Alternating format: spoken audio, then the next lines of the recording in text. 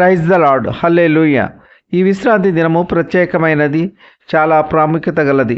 ప్రతి నెల మొదటి వారము ప్రతి ఒక్కరూ ఆచరించదగినది. దేవుని ఎరిగిన వారు పరిశుద్ధులు తప్పకుండా ఆచరించదగిన దినము. ఈ దినమును ప్రభురాత్రి భోజనము, బల్లారాధన, హోలీ కమ్యూనియన్గా ఆచరింపదగినది.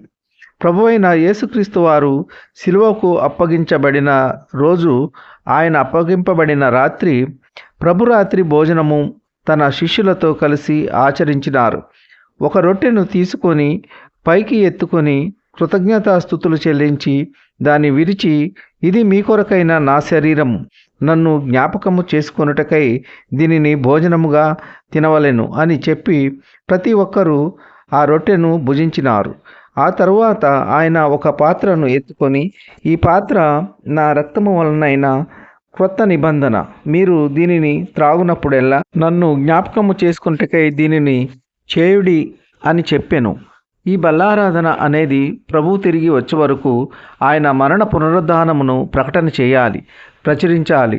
దేవుడు మనకు అప్పగించిన బాధ్యత ఇది. క్రమము తప్పకుండా ఆచరించాలి అని అపొస్తలుడైన పౌలు గారు మనకు తెలియజేయుచున్నారు.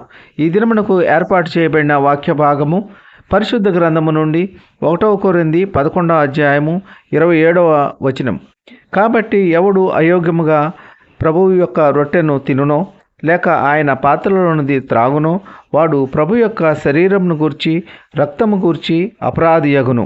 ప్రభు బలలో ప్రవేశించినప్పుడు మనలను స్వపరీక్ష చేసుకొని ఆ రొట్టెను తినాలి, ఆ పాత్రలోనిది త్రాగాలి.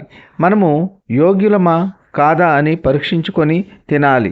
ఒకవేళ ఆచారపరంగా తిన్నట్లయితే, త్రాగినట్లయితే ఆయన శరీరమును గూర్చి రక్తము గూర్చి అపరాధులు అగుదురు. కావున ప్రియ సహోదర సహోదరి, ప్రతి ఒక్కరూ సిద్ధపాటు కలిగి ఆచరించాలి. ఈ కొద్ది మాటలు దేవుడు దీవించునుగాక. ఆమెన్. ప్రార్థన. కృపా సత్య సంపూర్ణుడా, మీ ఘనమైన ఉన్నతమైన నామమునకు వేలాది వందనాలు స్తుతులు చెల్లించున్నాం తండ్రి. మీరు గొప్ప దేవుడు, శక్తివంతుడు, సర్వాధికారివి. మీకు స్తోత్రములు. ఈ వేకువనే లేచి ఎందరైతే మీ వాక్యము విని మిమ్మల్ని అంగీకరించి ఉన్నారో అటువంటి బిడ్డలందరినీ దీవించండి, ఆశీర్వదించండి. మీ ప్రియ బిడ్డల యొక్క అవసరతలు, అక్కరలు, కొరతలు తీర్చండి. ఈ విశ్రాంతి దినమున మీ యొక్క ఆలయానికి త్వరపడి వెళ్ళి ఆరాధనలో పాల్గొని మిమ్మల్ని స్తుతించి ఆరాధించే బిడ్డలుగా చేయండి. ఉద్యోగం లేని బిడ్డలకు ఉద్యోగములు దయచేయండి. వివాహములు కాని బిడ్డలకు వివాహములు జరుగులాగున మీ కృప ఉంచండి. గర్భఫలము లేని బిడ్డలకు గర్భఫలము దయచేయండి.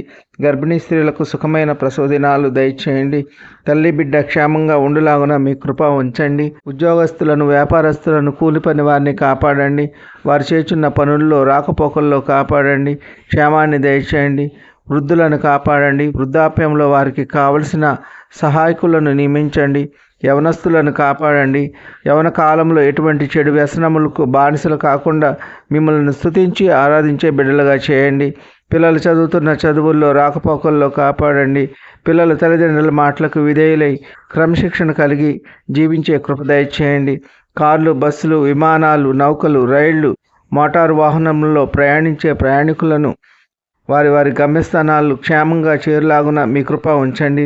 వాహనములు నడుపుతున్న డ్రైవర్స్, పైలట్స్లకు మీరు తోడై ఉండండి. వారి చుట్టూ మీ యొక్క దూతలను కావలించండి. ఈ కొద్ది మనవులు ప్రభు అయిన యేసుక్రీస్తు పేరు వేడుకుంటున్నాము తండ్రి. ఆమెన్. విన్న వాక్యము దీవెనకరంగా ఉన్నట్లయితే లైక్ చేయండి, షేర్ చేయండి, సబ్స్క్రైబ్ చేసుకోండి. మీ సహోదరుడు Kola Daniel. God bless you.